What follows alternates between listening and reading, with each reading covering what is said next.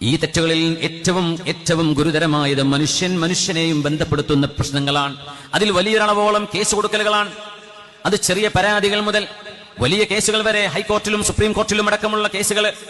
അന്യായമായും നിങ്ങൾ ആരുടേതും ദുന്യാവിൽ വാക്സാമർത്ഥ്യം കൊണ്ടോ തന്റെ വക്കീലിന്റെ കഴിവ് കൊണ്ടോ നിങ്ങളുടേതല്ലാത്തത് നിങ്ങളെങ്ങാനും വാങ്ങിച്ചെടുക്കുകയാണെങ്കിൽ തീർച്ചയായും നരകത്തിന്റെ കഷ്ണമാണ് നിങ്ങൾ കൊണ്ടുവരുന്നത്. അത് സ്വർണമാകാം, അതൊരു തുണ്ട് ഭൂമിയാവാം, നിങ്ങൾക്ക് ലഭിക്കുന്നത് സമ്പത്താകാം, ക്യാഷാകാം, എന്തു തന്നെയാണെങ്കിലും പുണ്യ റസൂലുള്ളാഹി ഞങ്ങൾ പറയുകയാണ്, നിങ്ങളിൽ ചില ആളുകളെക്കാൾ വാക്സാമർത്ഥ്യമുള്ള ആളുകൾ കാണും.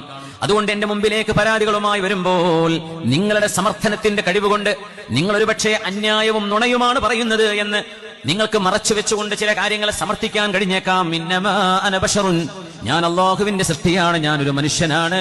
അതുകൊണ്ട് നിങ്ങളുടെ വാക്കുകളെ അടിസ്ഥാനപ്പെടുത്തി നിങ്ങളുടെ സമർത്ഥനം ശരിയാണെന്ന് ധരിച്ചുകൊണ്ട് ഞാനെങ്ങാനും നിങ്ങളുടെ സഹോദരന്റെ സമ്പത്ത് നിങ്ങൾക്ക് പതിച്ചു നൽകുകയാണെങ്കിൽ മനസ്സിലാക്കണേ, ഇന്നമാ യഖ്തതു ജംറതൻ മിനന്നാർ,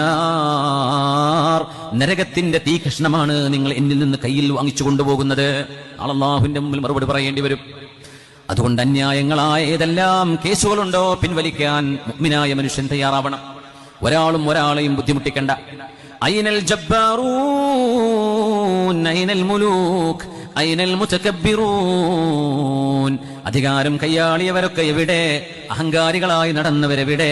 രാജാക്കന്മാരെവിടെ? സ്വാധീനം എവിടെ? മന്ത്രിമാരെവിടെ പോയി? അവരുടെയൊക്കെ സ്വാധീനങ്ങൾ ഉപയോഗിച്ചുകൊണ്ട് നിങ്ങൾ എന്തൊക്കെ വാരിക്കോരി നിങ്ങൾ കൂട്ടിവെച്ചു. ലിമനിൽ മുൽക്കുൽ യൗം മാലിക് യൗമിദ്ദീൻ, ഓരോ ദിവസവും 17 തവണ ഒരു മുസ്ലിമായ മനുഷ്യൻ 5 നേരത്തെ നിസ്കാരത്തിൽ ഓതുന്ന സൂറത്തുൽ ഫാത്തിഹയിലെ ഒരു ആയത്തല്ലേ ഇത്? 17 തവണ നിർബന്ധമായി നമ്മൾ ഓതുന്നുണ്ട്. മാലിക് യൗമിദ്ദീൻ, പരമമായ നീതി നടപ്പാക്കപ്പെടുന്ന ദിവസത്തിന്റെ ഉടമസ്ഥനെ അല്ലാഹുവേ. ഈ ഒരൊറ്റ ആയത്തിന്റെ അർത്ഥം ആലോചിച്ചാൽ മനുഷ്യനോട് അന്യായം പെരുമാറാൻ തയ്യാറാകുമോ? മാലിക് യൗമിദ്ദീൻ, ആ മാലിക്കായ റബ്ബിനെ എനിക്ക് കണ്ടുമുട്ടേണ്ടതുണ്ട്.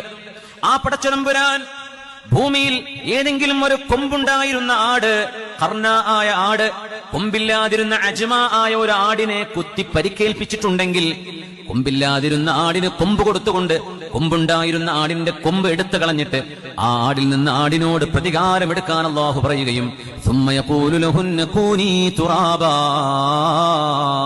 ഇനി മണ്ണായി പോയിക്കോളൂ എന്ന് ജന്തുജാലങ്ങളോട് പോലും നീതി നടപ്പാക്കുന്ന റബ്ബാണ് നമ്മൾ വിശ്വസിക്കുന്ന അല്ലാഹു.